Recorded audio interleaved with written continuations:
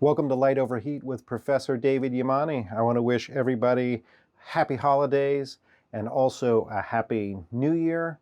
We're closing the book on 2024 and looking ahead to 2025 in this video, so stay tuned to see what's up.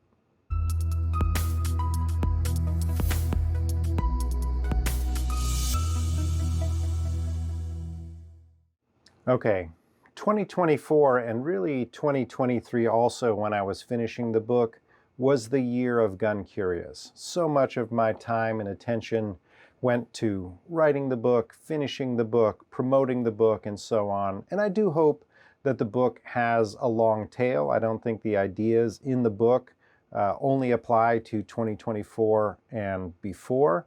I'm also working on developing an audiobook edition for those of you who've been holding out for that. I hope that'll be available in 2025. But I really want to start talking a lot less about Gun Curious, which also means, I think, also talking a lot less about myself. For most of the time that I've been involved in gun culture, although I did keep a public blog, I really spent a lot of my time watching and listening to other people and really just reporting what I was seeing on my blog, for example, or in my publications. But then when it came time to write and promote the book, I really had to start talking a lot more about myself. I was my own publicist. I had to create my own platform and so on. So I appreciate those of you who were patient with me and who followed along during that time of a lot of promotion of myself and the book.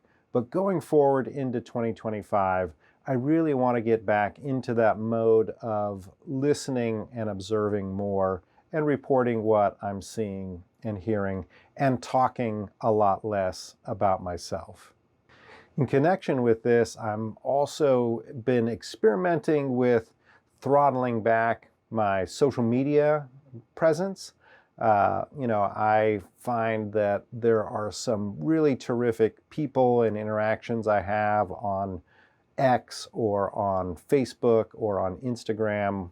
But I also tend to get caught up in some of the negative emotional spiral that takes place when we spend too much time on social media. So going into 2025, I will likely see you less on social media.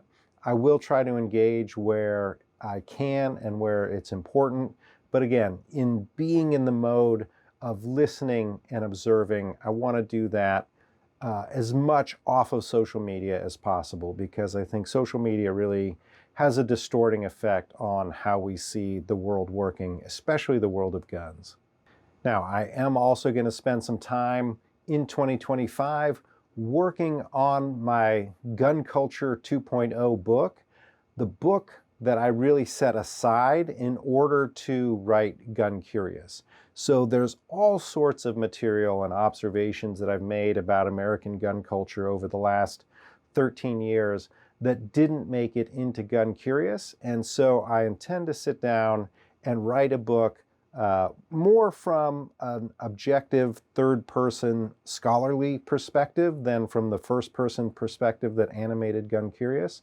But I really want to bring to bear all of the tremendous information that I have collected, especially about the diversity of American gun culture. I don't think that was adequately captured in Gun Curious, and it certainly isn't adequately captured in any of the work that's being done on guns from the perspective of the master narrative of democracy destroying right-wing gun culture. Look in the show notes for a link to a blog post about what all those words mean. And the last thing that I intend to do in 2025, and this is actually already starting here at the end of 2024, is listening to those who are working on the issue of gun violence prevention more closely, to see where bridges can be built between those who advocate for Second Amendment rights, those who are within the gun culture, right, and those who are working hard to reduce negative outcomes with firearms, right? These two seemingly separate worlds that pull against each other and get trapped in that finger lock that I don't have here in front of me. Unfortunately, I usually have hundreds of those around, but you know the finger lock. Instead of pulling against each other and getting stuck, what happens if we reimagine the finger lock as a bridge connecting those within the 2A world, within the gun culture, and those who exist primarily in the liberal world of gun violence prevention and gun violence prevention advocacy? I'm really looking forward to, again, listening, to participating in certain special events around this task and seeing whether that carries me forward into a new phase of my scholarship and thinking about guns. So, Happy New Year 2025. I'm looking forward to what I can accomplish in this new year. I hope you have some high expectations for yourself and what you intend to do in the coming year. I look forward to the extent that our aspirations intersect, spending some time with you either online through this platform or in the real world would be even better. Happy New Year, happy holidays, and I'll see you in 2025.